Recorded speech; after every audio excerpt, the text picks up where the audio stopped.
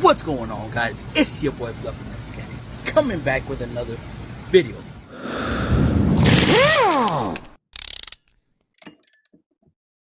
Check this out. That rebuild, doing the strut mount and strut bearing, I wasn't smart enough to start recording when I took off the strut. That, obviously. Our strut machine is in the other shop, so without causing too much attention for express or distraction, I'm not going to show that either. But here we have the bearing, we have the mount,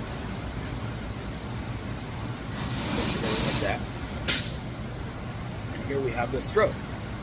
So I'll be back in a minute, alright?